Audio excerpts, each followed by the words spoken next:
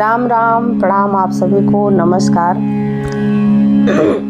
मैं कुमकुम श्रीवास्तव अपने चैनल पे आप लोगों का स्वागत करते हूँ। महाकवि तुलसीदास जी द्वारा रचित रामचरितमानस के पिछले भाग में हमने श्रवण किया, पिछले प्रसंग में, कि राम नाम की महिमा का बखान किया है कबीरदास जी ने। आगे के भाग में आइए देखते हैं आगे प्रसंग में क्या है। राम नाम राम को कल्पतरु कलि कल्याण निवास, जो सुमिरत भयो भांगते तुलसी तुलसीदास।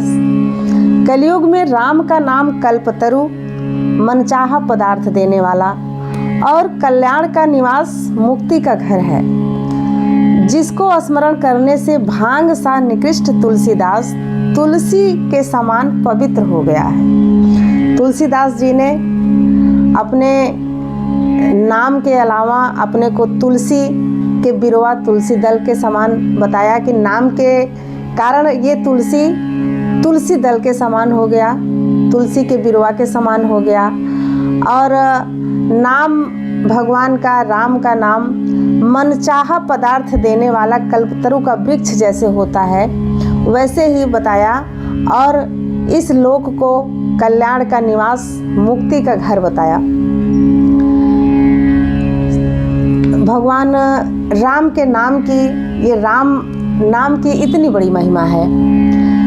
चहु जुग तीन काल तिहु लोका, भय नाम जपि जीव विशोका। वेद पुराण संत मत येहु, सकल सुकृत फल राम सनेहु। केवल कलयुग की ही बात नहीं है, चारों युगों में, तीनों कालों में, तीनों लोकों में नाम को जप कर जीव शोक रहित हुए हैं। वेद पुराण और संतों का मत यही है कि समस्त पुण्यों का फल श्री राम जी में या राम नाम में प्रेम होना है। राम नाम में जिसकी प्रीति हो गई, जिसकी प्रीति लग गई, सारे पुण्यों का फल उसे सहज ही प्राप्त हो जाता है। ध्यान प्रथम जुग मख विधि दूजे, द्वापर परितोषत प्रभु पूजे। कलि केवल मल मूल मलिना, पाप पयो निधि जन मन मीना। पहले युग में सतयुग में ध्यान से, दूसरे युग त्रेता में यज्ञ से, और द्वापर में पूजने से भगवान प्रसन्न होते थे। परंतु कलयुग केवल पाप की जड़ और मलिन है। इसमें मनुष्यों का मन पाप रूपी समुद्र में मछली बना हुआ है, अर्थात पाप से कभी अलग होना ही नहीं चाहता है। इससे ध्यान, यज्ञ और पूजन नहीं बनता है इस युग में, क्योंकि मनुष्यों का मन पाप रूपी समुद्र में मछली की तरह है, तो यज्ञ ध्यान करना बहुत कठिन हो गया है। नाम काम तरु काल कराला, सुमिरत समन सकल जग जाला। राम नाम कल अभिमत दाता, हित पर लोक लोक पितु माता। ऐसे कराल कलयुग के काल में तो नाम ही कल्प वृक्ष है, जो स्मरण करते ही संसार के सब जंजालों को नाश कर देता है। कलयुग में यह राम नाम मनोवांछित फल देने वाला है, परलोक का परम हितैषी और इस लोक का माता पिता है। अर्थात परलोक में भगवान का परम धाम देता है, इस लोक में माता पिता के समान सब प्रकार से पालन और रक्षण करता है। ये है राम नाम की महिमा।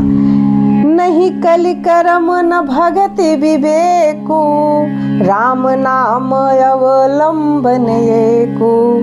काल नेमि कलि कपट निधानो, नाम सुमति समरथ हनुमानो। कलयुग में न कर्म है, न भक्ति है, न ज्ञान ही है, राम नाम ही एक आधार है। कपट की खान कलयुग रूपी काल नेम के मारने के लिए राम नाम ही बुद्धिमान और समर्थ हनुमान जी हैं। यानी ये कलयुग को कालनेमी का उपमा दी गई, और इसको मारने के लिए ये राम नाम को, जिस तरह से हनुमान जी ने कालनेमी को मारा था, उसी तरह ये कलयुग रूपी कालनेम को मारने के लिए राम नाम पर्याप्त है।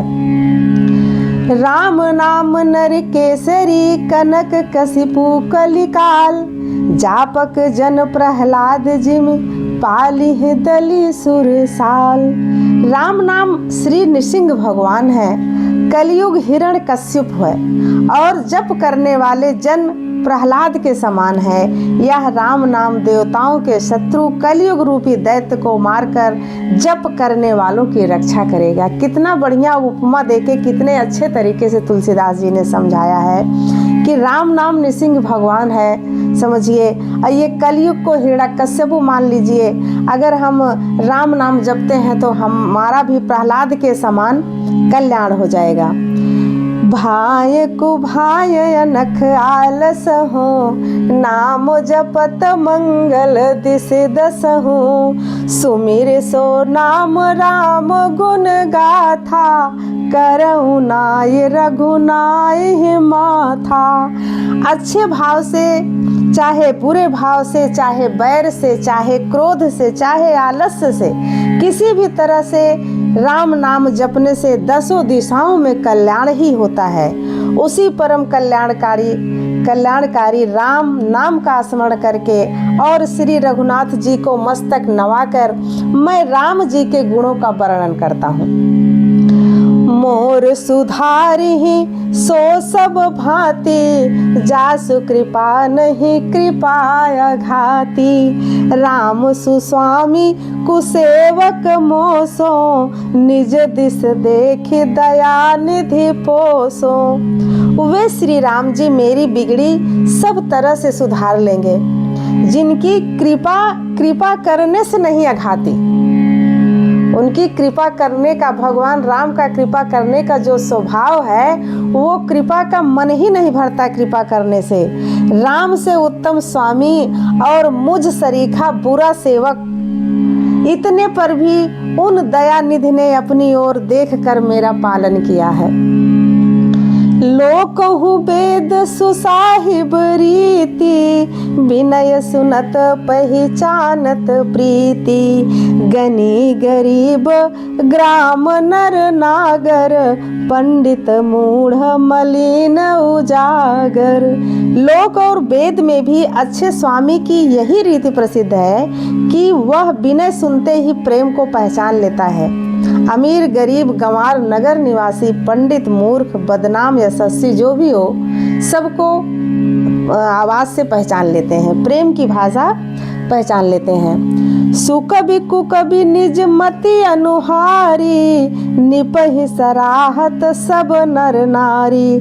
साधु सुजान सुशील निपाला, ईस अंश भव परम कृपाला। सुकवि कुकवि यानी जो अच्छे कवि हैं, अच्छे लिखने वाले कवि, और जो अच्छी बातें नहीं लिखते हैं वो भी कुकवि। सभी नर नारी अपनी अपनी बुद्धि के अनुसार राजा की सराहना करते हैं, और साधु बुद्धिमान सुशील ईश्वर के अंश से उत्पन्न कृपालु राजा सब की सुनकर और उनकी वाणी भक्ति विनय और चाल को पहचान कर सुंदर वाणी से सबका यथायोग्य सम्मान करते हैं। यह स्वभाव तो संसारी राजाओं का है। कौशलनाथ श्री रामचंद्र जी तो चतुर शिरोमणि हैं। सुनि सन्मान ही सब ही सुबानी, भनिति भनिति नति गति पहचानी। यह प्राकृत महिपाल स्वभाव, जान शिरोमणि कौशल राव। कहने का मतलब कि सबकी वाणी भक्ति विनय और चाल को, मीठी वाणी हो या जैसी भी उसके मनसा हो, ये हमारे पृथ्वी के राजा लोग पहचान जाते हैं। ये उनके अंदर ये गुण होता है, उनका स्वभाव होता है। एक संसारी राजा मन की बात अपने प्रजा की जिस तरह से वो कहता है, उसकी मनसा क्या है वो पहचान जाते हैं। तो हमारे श्री राम तो चतुर शिरोमणि कौशलनाथ हैं, वो कैसे न समझेंगे। रीझत राम स्नेह निसोते, को जग मंद मलिन मति मोते। सठ सेवकी की प्रीति रुचि, रखी है राम कृपाल। उपल किए जल जान जही, सचिव सुमति कपिभाल। श्री राम जी तो विशुद्ध प्रेम से ही रीझते हैं, पर जगत में मुझसे बढ़ के मूर्ख मलिन बुद्धि और कौन होगा। फिर भी कृपालु श्री रामचंद्र जी मुझ दुष्ट सेवक की प्रीति और रुचि को अवश्य रखेंगे, जिन्होंने पत्थरों को जहाज और बंदर भालुओं को बुद्धिमान मंत्री बना लिया। ऐसे कृपालु श्री रामचंद्र जी मुझ पे क्यों नहीं रिझेंगे, क्यों नहीं कृपा करेंगे। ऐसी मनसा के साथ श्री तुलसीदास जी ने ये काव्य रचना का शुरुआत किया है और इस प्रसंग को यहीं विराम देते हैं। आगे का प्रसंग अगले भाग में। राम राम।